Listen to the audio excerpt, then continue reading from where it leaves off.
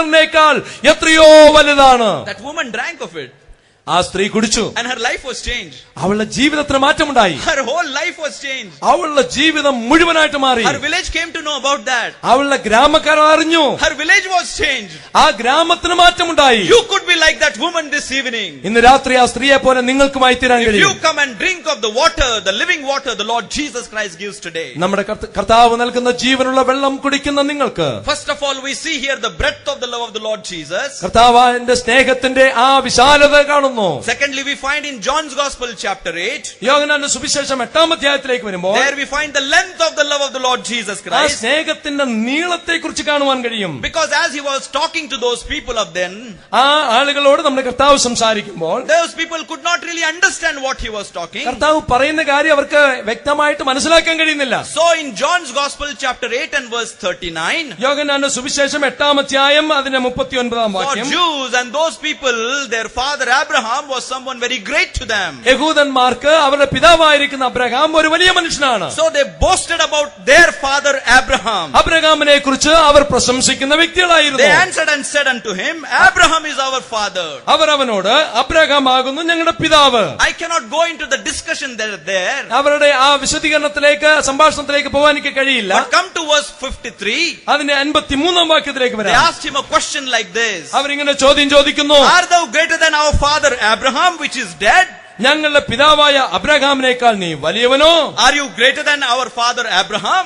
ഞങ്ങളുടെ പിതാവായ അബ്രഹാമിനേക്കാൾ നീ വലിയവനോ? Indeed the Lord said, I am greater than Abraham. നമ്മുടെ കർത്താവ് പറയുന്നു, അതെ ഞാൻ അബ്രഹാമിനേക്കാൾ വലിയവനാണ്. Because in verse 58 he said like this. 58-ാം വാക്യത്തിൽ കർത്താവ് പറയുന്നു, Verily, verily, I say unto you, before Abraham was, I am. യേശു അവരോട്, ആമീൻ ആമീൻ ഞാൻ നിങ്ങളോട് പറയുന്നു, അബ്രഹാം ജനിച്ചതിനു മുമ്പേ ഞാനുണ്ട്.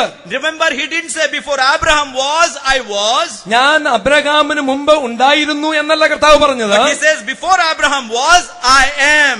ഞാൻ അബ്രഹാമിന് മുമ്പ് ഉണ്ട് എന്നാണ്. What do I see when these people talk about Abraham? അബ്രഹാമിനെ കുറിച്ച് ആളുകൾ പറഞ്ഞത് എന്താണ്? They could extend the length of their faith only up to Abraham. അവരുടെ ആ വിശ്വാസത്തിന്റെ നീളം അത് അബ്രഹാം വരെ പോവാൻ കഴിഞ്ഞുള്ളൂ. The Lord replied, he being greater than Abraham. നമ്മുടെ കർത്താവ് പറയുന്നത് അബ്രഹാമിനേക്കാൾ വലിയവനാണ്. Before Abraham he is. അബ്രഹാമിന് മുമ്പേ അവനുണ്ട്. I see the length of the love of the Lord in that. അവിടെ യേശുക്രിസ്തുവിന്റെ സ്നേഹത്തിന്റെ നീളം ഞാൻ ദർശിക്കുകയാണ്. If you come to Matthew's Gospel chapter 12, മത്തായിയുടെ സുവിശേഷം 12-ാം അധ്യായത്തിലേക്ക് as വരുമ്പോൾ, usual people came to the Lord Jesus. സാധാരണ പോലെ ആളുകൾ യേശുക്രിസ്തുവിന്റെ അടുക്കൽ വന്നു. And they were asking a sign from him.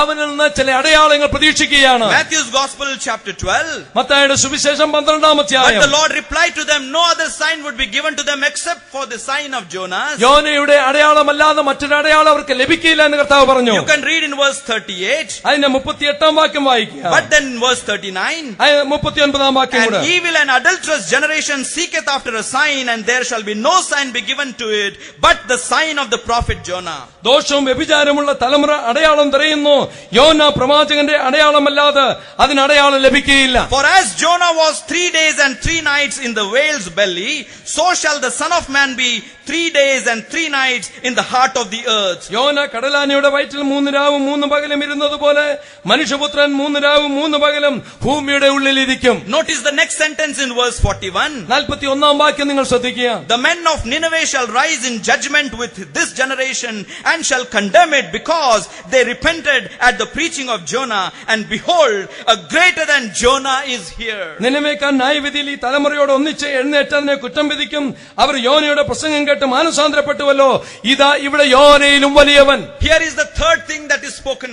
ഇവിടെ ഇതാ മൂന്നാമത്തെ കാര്യം പറഞ്ഞിരിക്കുകയാണ്. Not only greater than Jacob, അവൻ യാക്കോബിനേക്കാൾ വലിയവനെന്ന് മാത്രമല്ല, the breadth of his love, അത് സ്നേഹത്തിന്റെ വീതിയാണ്. greater than Abraham, അബ്രഹാമിനേക്കാൾ വലിയവൻ, the length of his love, അത് സ്നേഹത്തിന്റെ നീളത്തെ but കാണിക്കുന്നു. is greater than Jonas, യോനയിലും വലിയവൻ, the depth of his love. ആ സ്നേഹത്തിന്റെ ആഴത്തെ കാണിക്കുന്നു. Jonah was just in the belly of a fish. യോന ആ മത്സ്യത്തിന്റെ വയറ്റിലായിരുന്നു. But what about the Lord Jesus Christ? എന്നാൽ യേശുക്രിസ്തുവിനെ കുറിച്ച് നോക്കുക. Beloved, he died for your sins. നിങ്ങളുടെ പാപത്തിന് വേണ്ടി അവൻ മരിച്ചു. He was buried for our sins. നമ്മുടെ പാപങ്ങൾക്ക് വേണ്ടി He അടക്കപ്പെട്ടു. rose again on the third day according to scriptures. തിരുവചന പ്രകാരം അവൻ മൂന്നാം ദിവസം ഉയർത്തെഴുന്നേറ്റു. He went to the deepest of deeper parts of this അവൻ അധമ പാതാളത്തിലേക്ക് അവൻ ഇറങ്ങിപ്പോയി. to redeem everyone who is bound by such powers. ആ ശക്തിയിൽ പിടിക്കപ്പെട്ട് കിടന്ന ആളുകളെ അവൻ അവിടെ നിന്ന് വിടുവിച്ചു. We see the depth of the love of the Lord Jesus അവിടെ Christ. യേശുക്രിസ്തുവിന്റെ സ്നേഹത്തിന്റെ ആഴം കാണുന്നു. It's wonderful when you read Psalm 42 and verse 7. 42 സങ്കീർത്തനം 7 വാക്യം വായിക്കുമ്പോൾ There we find in the prophetical psalm it is mentioned about the Lord Jesus Christ. യേശുക്രിസ്തുവിനെ കുറിച്ച് പ്രതിപാദിച്ചിരിക്കുന്ന മശിഹാ സങ്കീർത്തനത്തിൽ That the waters, the waves of the waters and the billows are passing over me. അവന്റെ മുകളിലൂടെ ആ പ്രവാഹങ്ങൾ കവിഞ്ഞൊഴുകുകയാണ്. I wonder at that statement. ഞാൻ ആ പ്രസ്താവനയെ ഓർത്ത് പലപ്പോഴും അത്ഭുതപ്പെടാറുണ്ട്. He was like a rock in that sea. അവിടെ ആ പർവ്വതത്തിന്റെ ആ നദിയുടെ സമുദ്രത്തിന്റെ ആഴത്തിലെ പാറക്കെട്ടുകൾ പോലെ As if every wave of our sin would come and lash on that rock. ആ നമ്മുടെ പാപത്തിന്റെ ആ തിരമാലകൾ അവന്റെ മുകളിലൂടെ കവിഞ്ഞൊഴുകുകയാണ്. He is seen for a while. അവൻ അവിടെ മുങ്ങുകയാണ്. Then he is not seen for a while. അവന് അല്പസമയത്തേക്ക് അവൻ പാപത്തിൽ മുങ്ങുകയാണ്. By the time he is seen again, പിന്നെയും അവൻ മുങ്ങിപ്പൊങ്ങുന്നു. there comes another wave of the sin of the people. ഓ മനുഷ്യന്റെ പാപത്തിന്റെ മറ്റൊരു തിരമാല വരികയാണ്. The psalmist writes that the waves and the billows passed over me.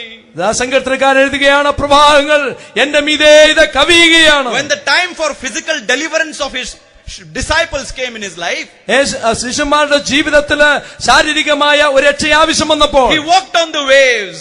ആ തിരമാലയോട് നടക്കുമ്പോൾ He walked on the water.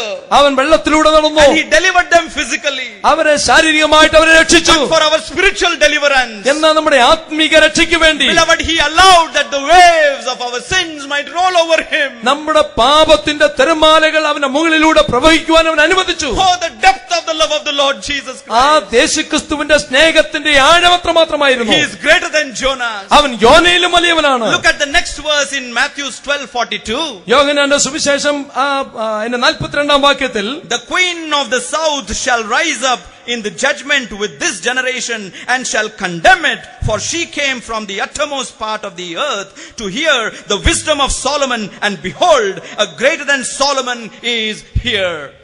തെക്കേ രാജ്ഞി ന്യായവിധിയിൽ ഈ തലമുറയോട് ഒന്നിച്ചുയർത്തുന്നേറ്റതിനെ കുറ്റം വിധിക്കും. അവൾ ശലോമോന്റെ ജ്ഞാനം കേൾപ്പാൻ ഭൂമിയുടെ ആദികളിൽ നിന്ന് വന്നുവല്ലോ.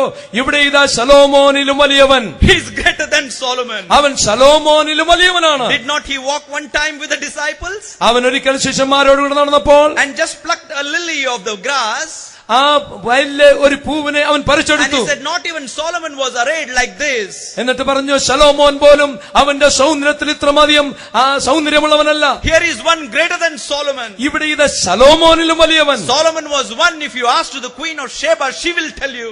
ശേബ രാജ്ഞിയോട് ശലോമോനെ കുറിച്ച് ചോദിച്ചാൽ അവൾ പറയും. She was marveled. She was surprised. അവൾ അത് കണ്ട് അത്ഭുതപ്പെട്ടു പോയി. She heard something, അവൾ ചില കാര്യങ്ങൾ കേട്ടു. but she saw in many folds when she went herself. എന്നാൽ അവൾ തന്നെത്താൻ പോയി കണ്ടപ്പോൾ കേട്ടതിനേക്കാൾ എത്രയോ മടങ്ങാണ് കണ്ടത്. Remember, these names are mentioned that these people will stand against the witnesses of such who did not comprehend the love of the Lord Jesus Christ. യേശുക്രിസ്തുവിന്റെ സ്നേഹത്തെ കുറിച്ച് ഇത്രയധികം മനസ്സിലാക്കാത്ത ആളുകൾ അവർ യേശുക്രിസ്തുവിന് വേണ്ടി സാക്ഷ്യം പറയുവാൻ ഒരു ദിവസം എഴുന്നേറ്റ് നിൽക്കും. I see his height of his love in the greatness of greater than being Solomon. അവന്റെ സ്നേഹത്തിന്റെ ഉയരം എന്ന് പറയുന്നത് ശലോമോനേക്കാൾ വലിയതാണ്. How much can I go on talking about the comprehending of the love of the Lord Jesus Christ? യേശുക്രിസ്തുവിന്റെ സ്നേഹത്തെ ഗ്രഹിക്കുവാൻ എത്രമാത്രം എനിക്കിങ്ങനെ പറഞ്ഞു പോകാൻ കഴിയും. Oh, the breadth of that love.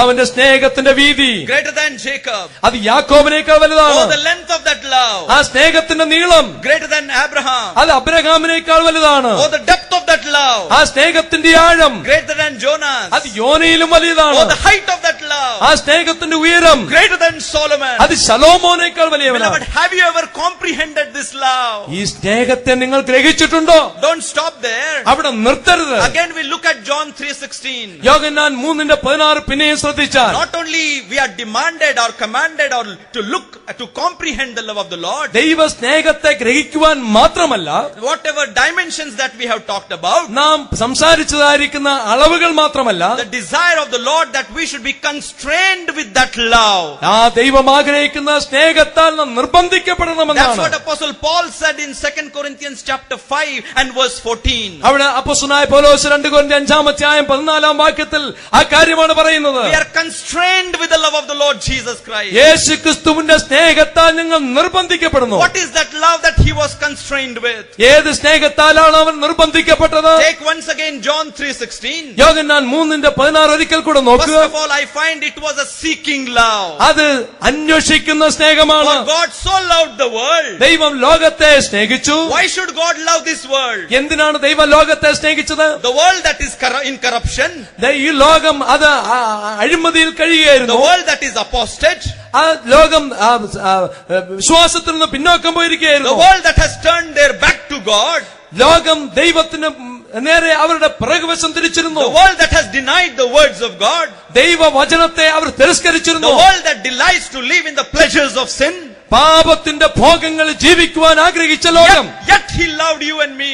എന്നിട്ടും ദൈവം നമ്മെ സ്നേഹിച്ചു. Beloved, first of all, as we consider, it was a seeking love. ഒന്നാമതായിട്ട് ഈ സ്നേഹം അന്വേഷിക്കുന്ന സ്നേഹമാണ്. God so loved the world. ദൈവം ലോകത്തെ അത്രമാത്രം സ്നേഹിച്ചു. This evening he loves you. ഇന്ന് രാത്രി ദൈവം നിങ്ങളെ സ്നേഹിക്കുന്നു. This evening he is seeking after you.